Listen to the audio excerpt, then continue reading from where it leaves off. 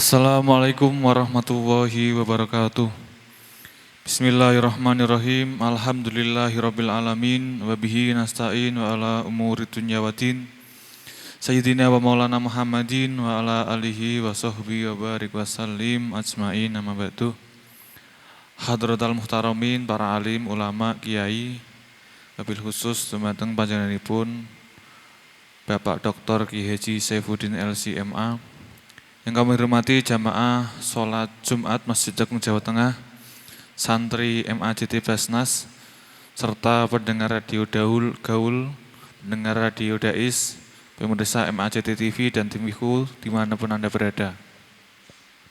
Puji syukur kita haturkan kepada Allah Subhanahu wa Ta'ala yang mana telah memberikan kita semua kesempatan, kesehatan, sehingga kita dapat bersama-sama melaksanakan sholat Jumat berjamaah di Masjid Agung Jawa Tengah. Dilanjutkan dengan doa dan dzikir bersama, dan sesaat lagi kita akan bersama-sama mengikuti kajian tafsir tematik dengan tema takwa di dalam Al-Quran bersama guru kita Bapak Dr. Ki Haji Saifuddin LC.MA.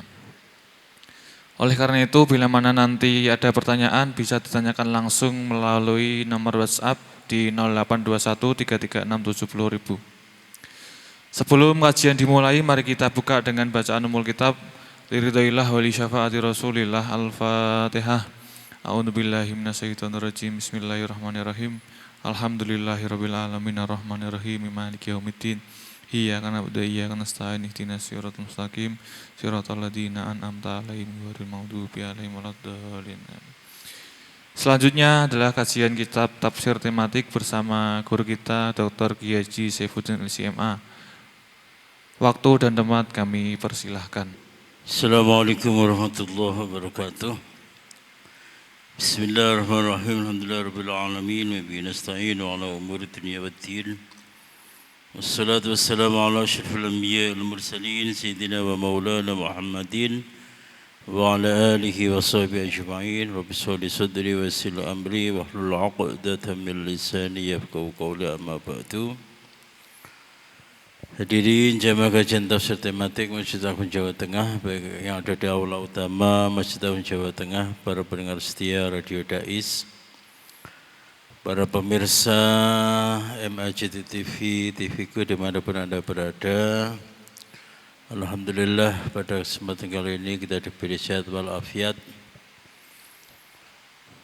Dan kita akan melanjutkan kajian kita yaitu tentang takwa di dalam Al-Quran. Dalam pengajian sebelumnya kita sudah membahas bagaimana Al-Quran berbicara tentang takwa melalui lafal yaitu taqwa, ya, taqwa. Jadi bentuk masdarnya. Dan sekarang kita akan membahas tentang konteks pembicaraan Al-Quran tentang takwa, tapi melalui lafal yaitu ittaqo. Ittaqo yattaqi, ittiqaan. Ya. Ittaqo ini adalah bentuk fi'il madhi yang secara simplisit, secara sederhana artinya adalah menunjukkan kejadian masa lampau atau sudah lewat atau past tense, ya, masa lampau. Nah, kita akan melihat bagaimana Al-Quran berbicara atau dalam konteks apa Al-Quran menggunakan kata ittaqo. Pertama-tama yaitu di dalam surah Al-Baqarah ayat 189. A'udzubillahi minasyaitonir rajim. Yas'alunaka 'anil ahillah qul hiya mawaqitu lin-nasi wal hajj wa laysal birru bi an ta'tul buyuta min zuhuriha walakinnal birra man ittaqa. Wa'tul buyuta min abwabiha wattaqullaha la'allakum tuflihun. Mereka bertanya kepadamu Muhammad tentang bulan sabit. Katakanlah bulan sabit itu adalah tanda-tanda waktu bagi manusia dan bagi ibadah haji. Dan bukanlah kebajikan memasuki rumah-rumah dari belakangnya, akan tetapi kebajikan itu ialah kebajikan orang yang bertakwa. Dan masuklah ke rumah-rumah itu dari pintu-pintunya, dan bertakwalah kepada Allah, adalah kamu beruntung. Surah Al-Baqarah ayat 189 ini membicarakan yaitu tentang ahillah atau bulan sabit, dan lebih tepatnya atau lebih spesifiknya yaitu berbicara tentang bagaimana orang-orang Arab itu melaksanakan ibadah haji. Jadi ada sebuah tradisi yang dilakukan oleh orang-orang Arab ketika mereka pulang dari haji, itu pulangnya tidak melalui pintu depan, akan tetapi melalui pintu belakang. Dan itu dianggap bahwa itu adalah suatu perbuatan yang baik, perbuatan yang lebih mendekatkan diri kepada Allah Subhanahu wa taala. Dan itu semua dibantah oleh Allah bahwa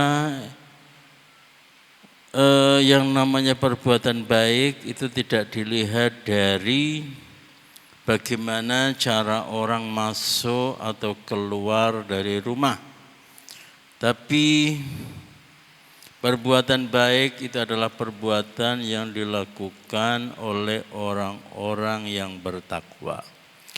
Nah, sampai di sini kita bisa melihat ada beberapa hal. Yang pertama, bahwa ketakwaan itu tidak dilihat dari sisi sesuatu yang formalistik. Sesuatu yang formalistik, sesuatu yang dijadikan sebagai pakem oleh masyarakat, tidak. Ketakwaan sebagaimana sabda Rasulullah SAW, at-taqwa hahuna. At-taqwa hahuna, sambil menunjuk kepada dada beliau. Bahwa takwa itu adalah di sini. Ketakwaan tidak dilihat dari seberapa tinggi peci seseorang atau warna peci seseorang. Tidak dilihat dari sisi pakaian. Apakah itu pakaian koko ataukah pakaian beskap, ataukah pakaian kemeja, ataukah pakaian kaos dan sebagainya, ya. Demikian juga ketakwaan tidak dilihat dari sisi seberapa panjang jenggot seseorang. Ketakwaan tidak bisa dilihat dari seberapa besar dia berinfak. Tapi ketakwaan itu adalah ukurannya itu adalah dalam hati. Ukurannya adalah sejauh mana kepasrahan orang kepada Allah Subhanahu wa taala. Walakinnal birra manittaqa. Dan akan tetapi kebajikan itu ialah kebajikan orang yang bertakwa. Ini sudah pernah saya sampaikan, ya, bahwa tingkatan orang melakukan perbuatan baik itu, tingkatan yang paling dasar itu adalah ketaatan. Tingkatan di atasnya itu adalah albir, kebajikan, atau nek cara Jawa niku ya kebaktian, sebuah bakti. Tingkatan di atasnya itu adalah tingkatan ihsan atau tingkatan takwa. Nah, orang-orang yang pulang dari ibadah haji, kemudian dia masuk ke rumah melalui pintu belakang, atau barangkali lebih ekstrim lagi, itu dengan memanjat atap kemudian masuk ke rumah misalnya ya, masuk ke rumah. Itu mereka anggap sebagai perbuatan taat yang melebihi apa yang dilakukan oleh orang-orang biasa. Tapi itu dibantah oleh Allah Subhanahu wa taala. Demikian juga tradisi orang-orang Arab misalnya ya, mereka mengharamkan yaitu makan daging unta as-saibah. Unta as-saibah itu adalah unta yang gampang melahirkan, mempunyai anak banyak sampai 10. Nah, bagi mereka unta yang semacam itu tidak boleh disentuh, tidak boleh diganggu, apalagi disembelih, apalagi dimakan. Nah, mereka menganggap bahwa itu adalah bentuk dari ketakwaan, bentuk dari sebuah albir, bentuk dari sebuah kebaktian kepada Allah Subhanahu wa taala. Jadi rasa syukurnya kepada Allah itu adalah dengan cara yaitu menghormati hewan yang memberikan manfaat yang sangat besar kepada manusia.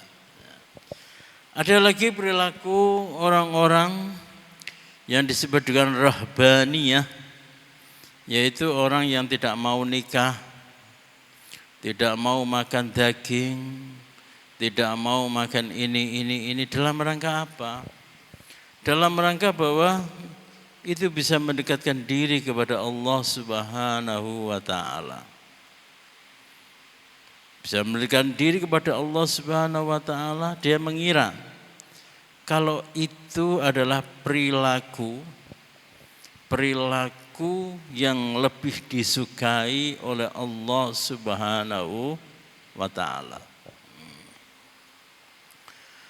Makanya ini ya. Makanya hati-hati. Kalau ada orang yang ngerawat itu ya, merawat meninggalkan memakan hewan yang bernyawa, meninggalkan makan telur, meninggalkan apa? Karena itu dianggap lebih baik, lebih mendekatkan diri kepada Allah Subhanahu wa taala. Ya itu harus hati-hati. Itu harus hati-hati. Karena apa? Substansi dari takwa itu tidak dilihat dari sisi itu. Substansi ketakwaan tidak dilihat dari sisi itu.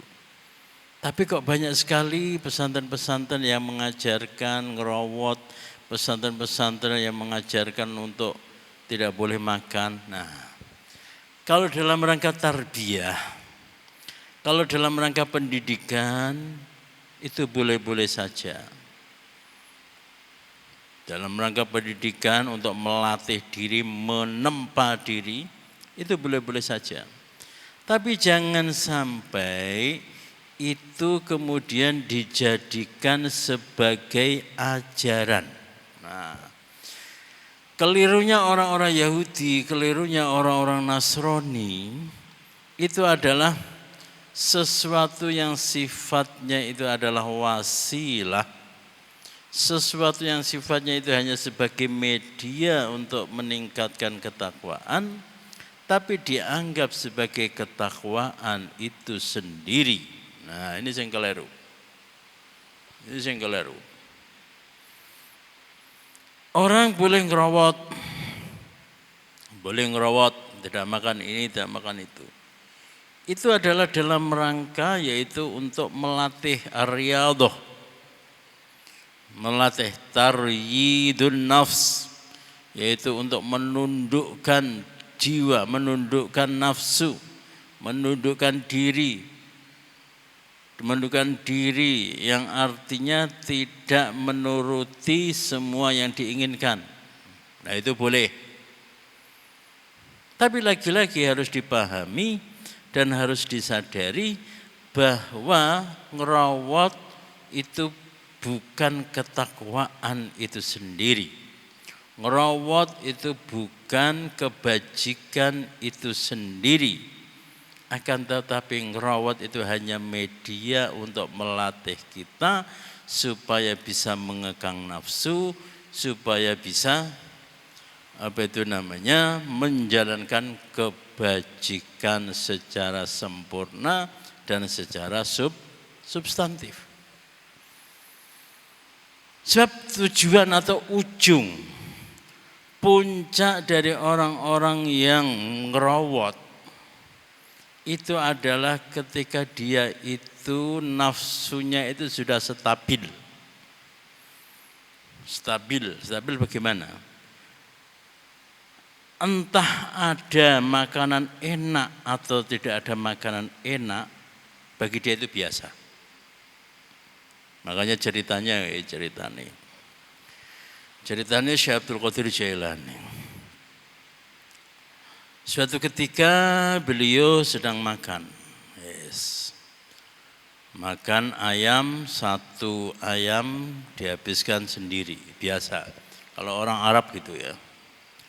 Orang Arab itu makan satu ekor ayam sendiri itu biasa. Kalau kita sak pondok sak ekor. Satu pondok satu ekor.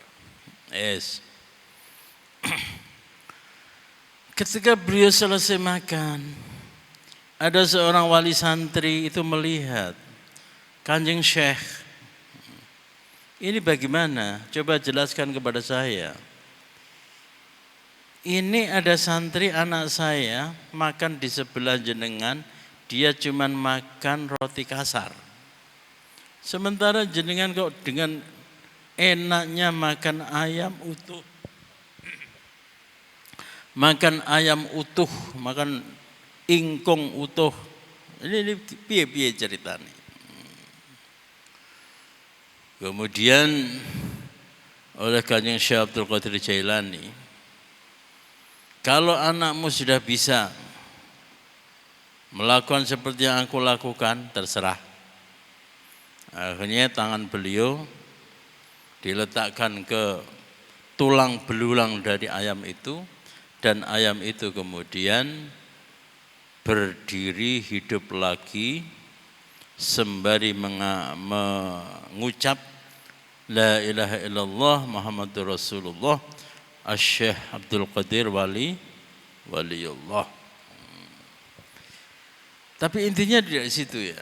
Intinya kaitannya dengan tema kita ini.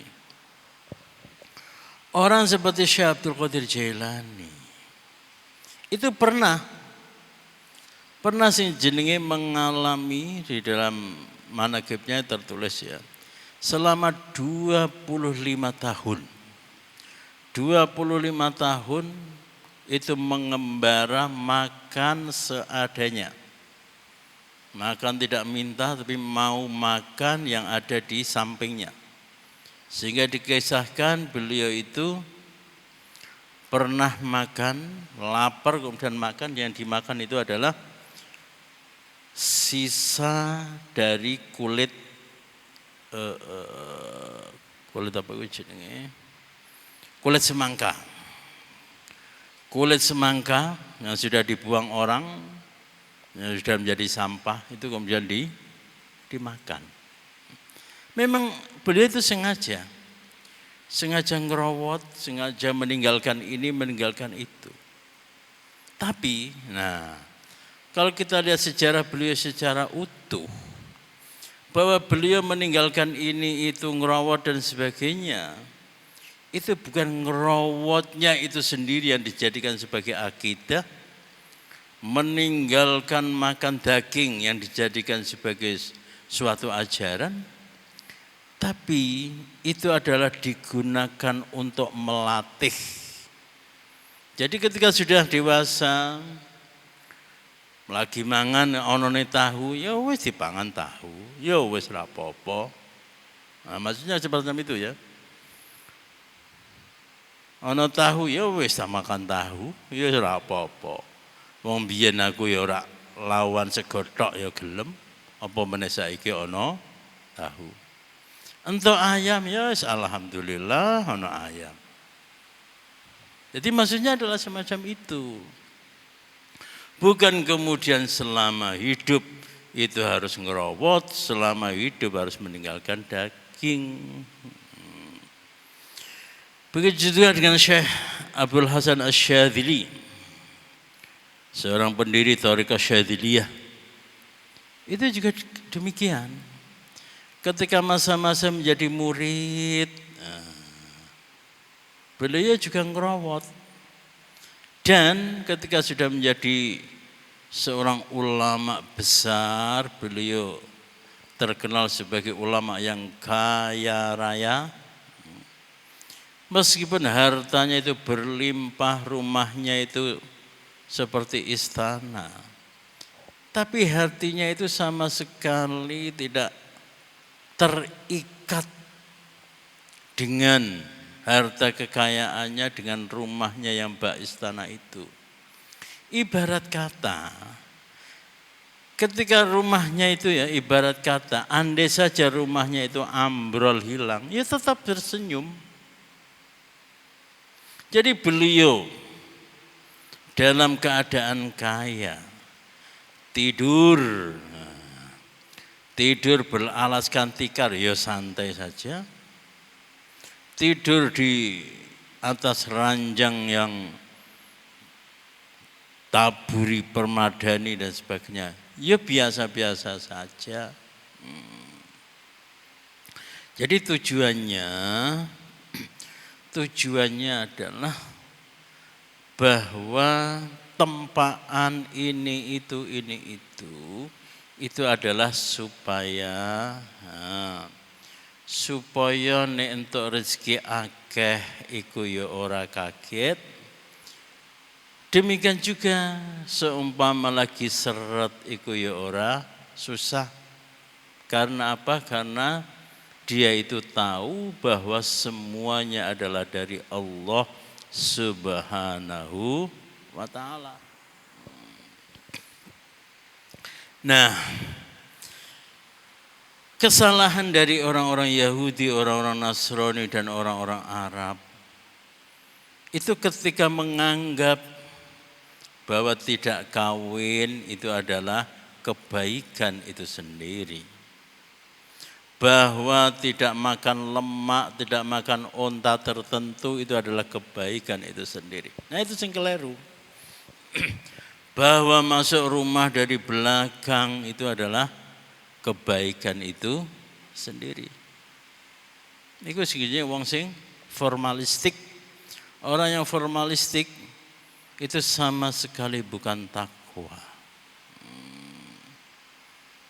Orang yang takwa itu adalah jalan-jalan, entah pakai kopiah atau tidak pakai kopiah, dia tetap menjaga adab sopan santun dan akhlakul karimah.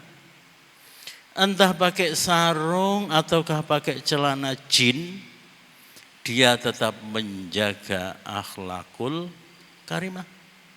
Entah pakai baju koko ataukah pakai baju Levi's, dia tetap menghormati orang yang lebih tua ketika ketemu dengan orang yang lebih tua. Nah itu inti ketakwaan. Entah dia itu punya istri atau tidak punya istri, dia bisa tenang menjaga diri. Entah makannya itu pakai tahu ataukah pakai tempe ataukah pakai daging, dia tetap mensyukuri. Nah, ini yang dimaksud dengan takwa. Nah, kesimpulannya apa? Kesimpulannya adalah bahwa orang yang bertakwa sebagaimana di dalam surah Al-Baqarah ayat 189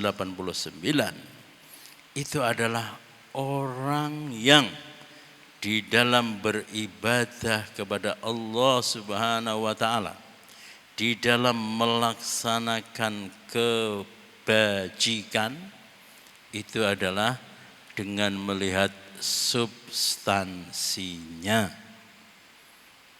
Dengan melihat substansinya. Tidak hanya yang formal-formal, tapi perlu dicatat. Bahwa itu tidak kemudian artinya bahwa orang yang bertakwa itu meninggalkan formal, tidak. Nek di poso wani. Nek dipakai ini jubah serban sing kuandel-kandel, ya ora apa-apa, nyantai. Tidak kemudian saya enggak mau. Saya tidak mau pakai serban. Kenapa? Aku enggak mau dikira ulama. Ya, itu justru adalah riya. Jadi meninggalkan sesuatu karena manusia itu adalah riya itu sendiri. Jadi orang soleh yang masih anyaran itu ya, orang soleh yang masih anyaran itu ada dua. Yang pertama itu orang yang kemana-mana menunjukkan formalistiknya. Wes nganggo pakaian koko lah, pakai sarung lah, pakai kopiah, wes. Seakan-akan tidak mau melepaskan itu. Itu isi anyaran. Jenis yang kedua, orang soleh yang masih anyaran itu justru menjauhi itu. Enggak, aku enggak mau pakai simbol-simbol. Nah, kayaknya itu ada orang kayak gitu. Islam bukan simbol-simbol. Yang penting adalah hati. Yang penting adalah substansi. Nah, itu lagi anyaran itu. Itu orang yang soleh anyaran. Tapi, ya misalnya lagi, termasuk orang yang soleh anyaran itu adalah, ini kalau perempuan ya, kemana-mana pakai cadar, wes. Begitu lihat laki-laki langsung menunduk, lirik sidik-sidik, lirik sidik-sidik, lirik sidik. Ini jari ini cah lanang ya curang dia. Orang yang pakai cadar itu curang, apa? Dia bisa melihat wajah kita, tapi wajahnya tidak boleh dilihat, curang ya. Itu wong soleh anyaran ya, wong soleh anyaran. Nah termasuk soleh anyaran itu sing gayane itu gaya-gaya liberal. Ora perlu cadar-cadaran. Enggak perlu jilbab-jilbaban, sing penting hati. Sing penting aku sama orang mengasihi, sama orang tua menghormati, aku banyak itu soleh anyaran. Tapi kalau soleh yang sudah tingkatannya itu tingkatan tinggi. Kalau momennya pakai baju koko, yes nyantai pakai baju koko. Tapi nek momen olahraga misalnya, ya pakai kaos oblong, nyantai. Momennya itu misalnya lagi camping, yes pakai Levi's, pakai jeans. Momennya lagi bertanam neng apa iku jenenge neng sawah, ya wis nganggo celana kombrang, nyantai. Akan tetapi apapun pakaiannya, mbuh nganggo Levi's, mbuh nganggo kaos oblong, mbuh nganggo jeans, mbuh nganggo sarung, mbuh nganggo koko, dia tetap menunjukkan ketakwaannya dan akhlak-akhlaknya yang mulia. Oke, jadi ya Al-Baqarah 189 bisa kita catat bahwa ketakwaan itu adalah ditunjukkan dengan stabilnya hati tetap tertaut dengan Allah Subhanahu wa taala apapun pakaiannya. pakaiannya, apapun kondisinya. Baik, kita lihat surah Al-Baqarah ayat 203. A'udzubillahi minasyaitonirrajim. Wadhkurullaha fi ayyamin ma'dudat. Faman ta'ajjala fi yawmayn fala itsma 'alaihi wa man ta'akhkhara fala itsma 'alaihi liman ittaqa. Wattaqullaha wa'lamu annakum ilaihi tusyarun. Dan berzikirlah kepada Allah pada hari yang telah ditentukan jumlahnya. Barang siapa mempercepat meninggalkan Mina setelah 2 hari, nafar awal, maka tidak ada dosa baginya. Dan barang siapa mengakhirkannya, tidak ada dosa pula baginya, yakni bagi orang-orang yang bertakwa. Dan bertakwalah kepada Allah dan ketahuilah bahwa kamu akan dikumpulkan olehnya. Nah, ini juga masalah ibadah haji. Masalah ibadah haji sing jenenge balang jumroh, apakah nafar awal, apakah nafar tsani, apakah tawafnya itu pakai jalan kaki ataukah pakai kendaraan ataukah dibopong, apakah wukufnya itu 5 menit, 5 jam, 10 jam dan sebagainya. Apakah sa'inya itu dengan lari-lari terus ataukah jalan santai, kadang-kadang lari misalnya ya. Inti dari kegiatan atau manasik haji itu adalah bagaimana orang yang melaksanakannya itu diniatkan kepada Allah Subhanahu wa ta'ala. Ini memang sebenarnya jamaah haji itu ya memang jamaah yang unik ya. Jamaah yang unik. Pelaksanaannya itu seperti kegiatan kita sehari-hari. Yang sejenis ibadah kok ngelempar batu tuh. Ya. Apa bedanya ngelempar apa batu ning jamarat dengan ngelempar ning apa iku ning pohon mangga. Kan ya padha ngelempar. Padha ngelempar. Seperti anak kecil lahir lempar lembing, lempar apa itu namanya? Bola kasti misalnya. Kemudian muter-muter ngelilingi Ka'bah, jalan-jalan. Nah, seperti kegiatan anak pramuka ya. Tapi justru di situ itu,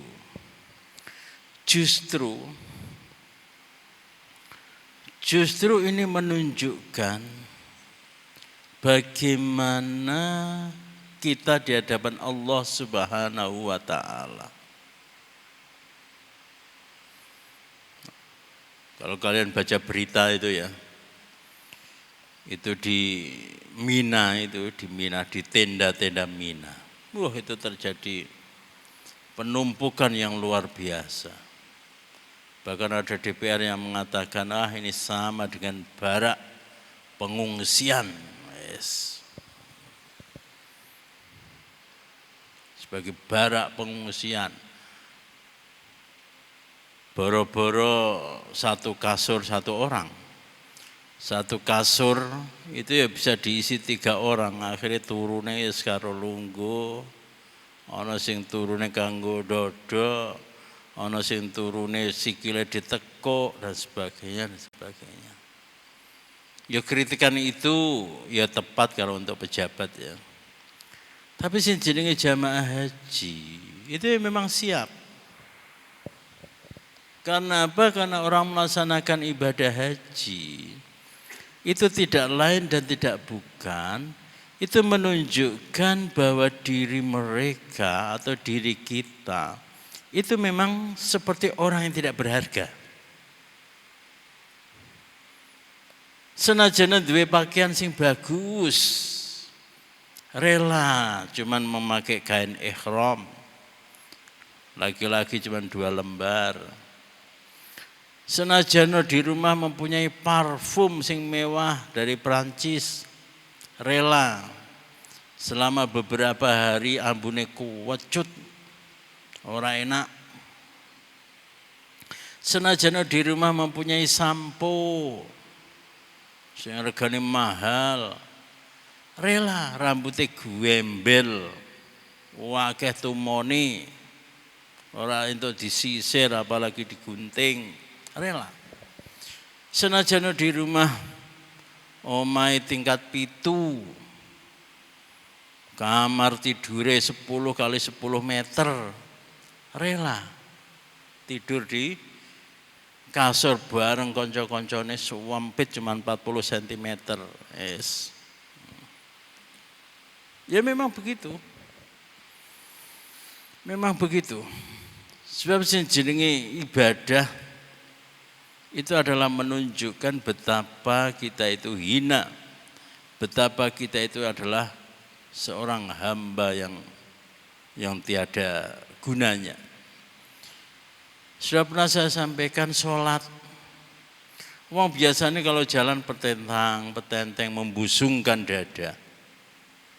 Tapi gelem dalam sholat itu mau membungkuk.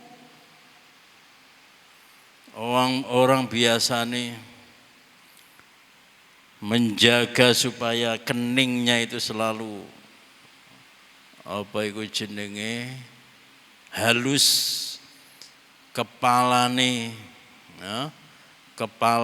itu dilangkai wong wae nesu. Ana wong lewat ning ngarepe misalnya ya nesu.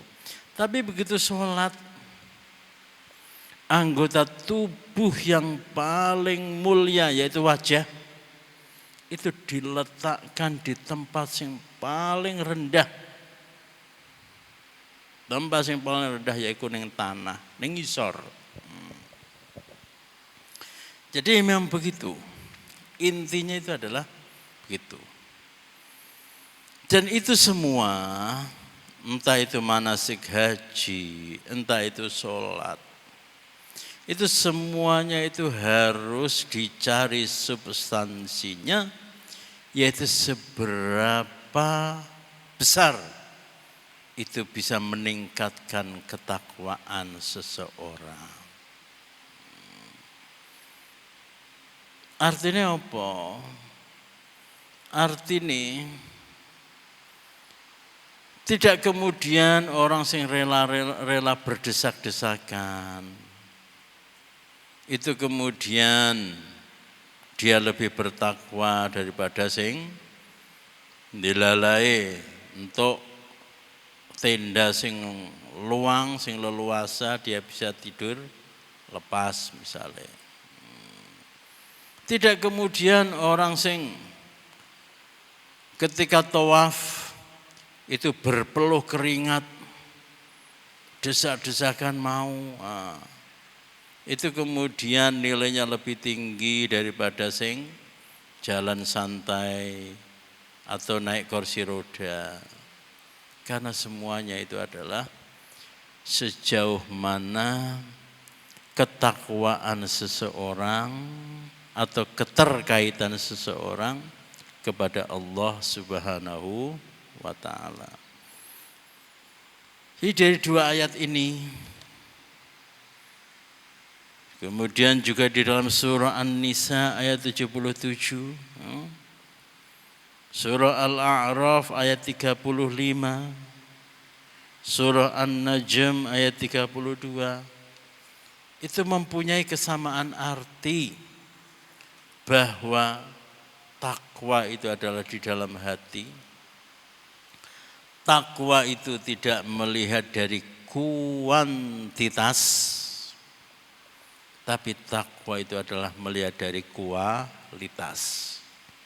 Akan tetapi perlu dicatat bahwa takwa itu tidak menafikan formalitas. Tidak menafikan. Karena apa? Takwa itu adalah status, kondisi yang stabil kondisi yang stabil, entah dalam keadaan formal maupun non formal, entah dalam 3 hari atau nafar sani maupun nafar awal, entah dalam kondisi apapun, ketakwaan harus tetap stabil. Jadi intinya adalah bahwa ketakwaan itu kualitas, ketakwaan itu adalah kondisi yang stabil, baik dalam formal maupun non formal, baik dalam keadaan apapun. Baik, demikianlah pengajian kita, semoga bermanfaat. Kita akhiri dengan doa kafaratul majlis. Subhanakallahumma wa bihamdika asyhadu an la ilaha illa anta astaghfiruka wa atubu ilaik. Assalamualaikum warahmatullahi wabarakatuh.